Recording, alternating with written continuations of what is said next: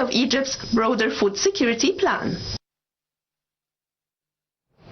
Welcome back, and now we are joined over the phone by Dr. Ayman Ghoneim. He's an economic and legal expert. Good morning. Good morning, Dr. Ayman. Dr. Ayman Ghoneim, an economic and legal expert. Can you hear me? And it seems there is a technical problem, and as we said earlier that we are going to talk about the wheat harvesting season, as President Fattah al-Sisi said that the new Delta project could not have been accomplished but with Egyptian hands and concerted efforts among the states' bodies. And now we are joined back with Dr. Ayman. Good morning. Hi, good morning, madam. So, Dr. Ayman, as I've just mentioned, that the new Delta project is one of the prominent and important projects taking place now, and to what extent the new Delta project is expected to change Egypt's agricultural output and reduce reliance on wheat imports?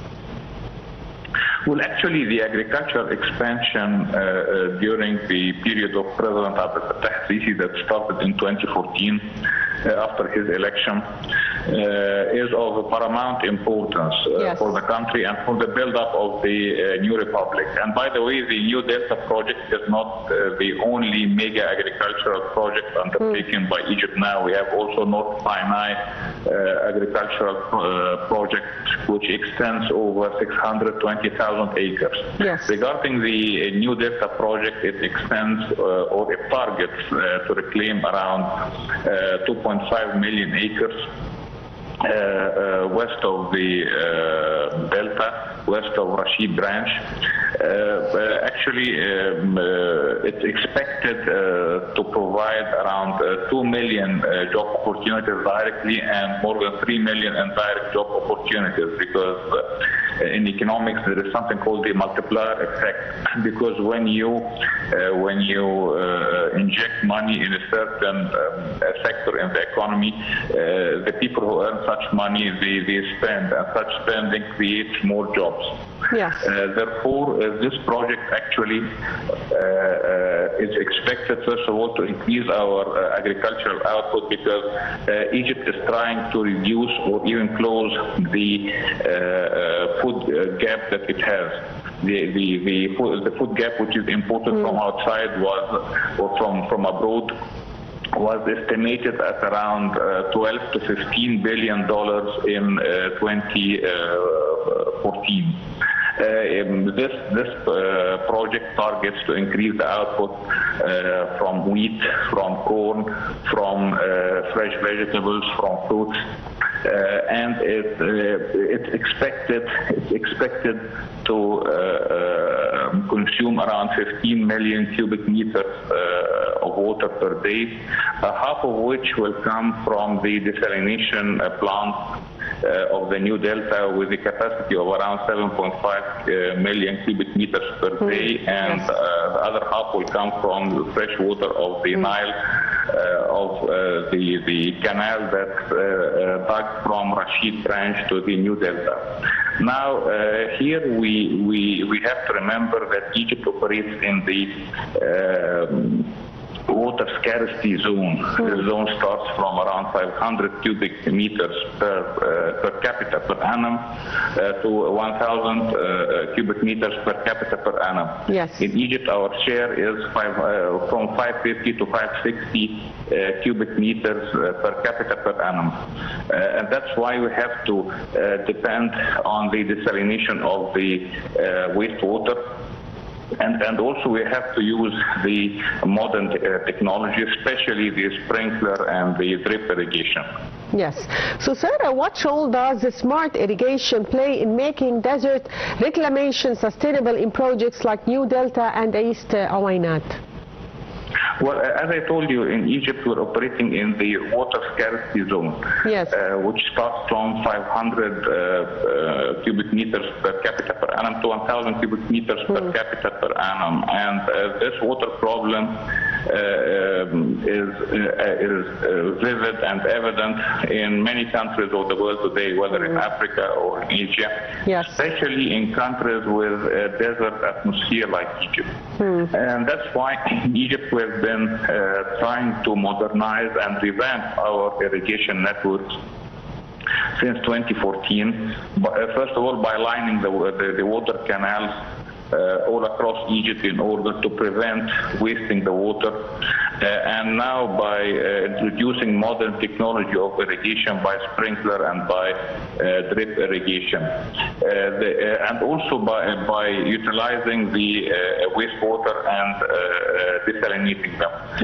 Actually, this is not, by the way, the only project, as I mentioned, that uses treated wastewater. Also, we have the North Sinai development project that uses the treated wastewater. And the good thing here is that Egypt now adopts the so-called tertiary process of treatment of wastewater. This involves three distinctive and successive steps. The primary step, which is removing the physical substance and removing the sand and the rubble.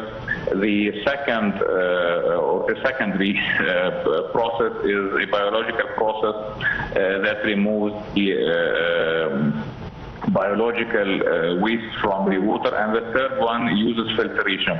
And here it's important because such project of the new delta, one of its objectives is to increase the exportation of fresh vegetables and fruit.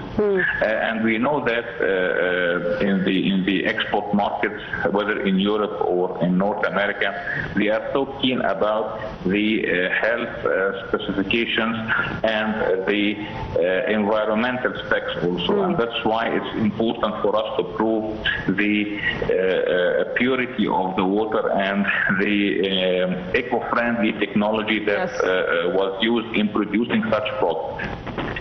Yes, Dr. Ayman, also, how are projects like New Delta connected to Egypt's broader goals for urban development, job creation and economic diversification? Well, regarding the job creation, Egypt was able to reduce its unemployment rate from around 12.7% in 2016 to a present level of around 6.1%. So we reduced it by around 6.6%. And if we multiply this percentage with the official labor force, which is 30 million inhabitants, then this means that Egypt was able to produce new jobs of around 2 million or 2 million people. And we know that the unofficial market is almost equal to the official one, and therefore if you also calculate the unofficial jobs, then this amounts to around 4 million new jobs from 2016. But of course, most of these jobs were either directly or indirectly due to the injection of funds in the construction and real estate sector. Of course, we don't expect such jump in the construction and real estate to continue forever. We needed this major and massive construction process since 2014 due to the ailing state of our infrastructure in 2010. But we should not expect this to sustain forever, and that's why now Egypt is moving towards a more sustainable employment model. Actually, President Abdel Fattah al-Sisi has been leading a major transformation of the Egyptian economy from a previously a rentier economy to a production-based and export-based and also service-based economy. And talking about production-based economy, we here talk about agriculture and industry. And he's trying to integrate both agriculture with industries, and we have to remember his instructions that we should not export raw materials in their raw form. They have to be processed in order to increase the value addition of the economy and increase the foreign currency revenues. So, sir, how does increasing the local wheat production affect Egypt's economy, import bill and food security strategy? Well, actually, wheat and corn are considered to be strategic commodities, and that's why they are the main focus of the new Delta project, and they are winter crops, and that's why they fit to be cultivated in the north, in the new Delta project. Of course, as I told you before, Egypt is trying to close or even to reduce its food gap by increasing its production. And talking about increasing the production, this means increasing the productivity of the old land, of the old dark land in the delta and the River Nile, or on the banks of the River Nile, as well as the reclaimed land. So this is an ongoing quest, and by the way, the productivity of the Egyptian land, especially from crops, is very high because of the high dam. So our land can be cultivated more than once per annum, more than one time per annum. So, sir, can you tell us more about the role of the private sectors and investors in these kinds of mega projects? Well, regarding the private sector, actually, the private sector is the focus of the economic development strategy of the state since 2014. And this was evidenced by the official documents produced by the Egyptian government, whether we're talking about the state ownership policy that was published in June 2022, or the major strategic directions of the new presidential period 2024-2023 that was published by the Egyptian cabinet in 2024.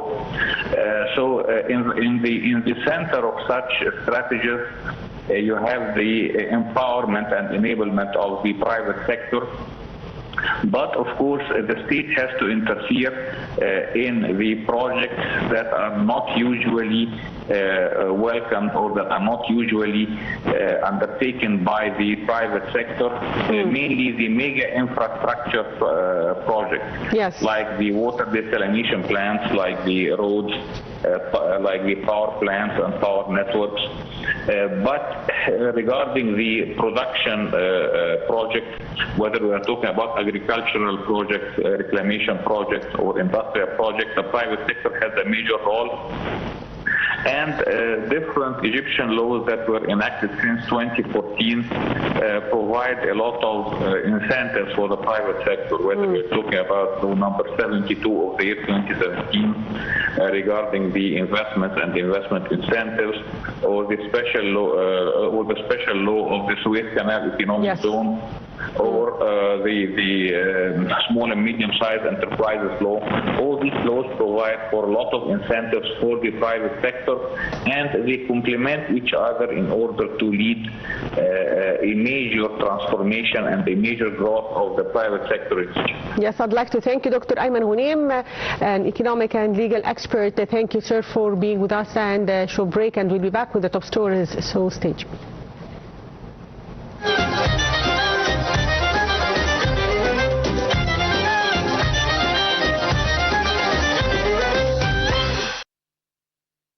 The Green River project stands as one of the most ambitious and defining landmarks of Egypt's new capital, a project where scale, design and symbolism come together to shape a unique and sustainable one for the future. Planned as a central green spine, this vast urban park stretches approximately 35 kilometers across the city, making it one of the longest landscape parks in the world. It covers an estimated 20,000 fedans, equivalent to about 84 million square meters or 8,400 hectares, placing it among the largest urban green spaces ever developed. Running through the heart of the capital, the Green River is designed to connect all districts and neighborhoods into one cohesive urban system.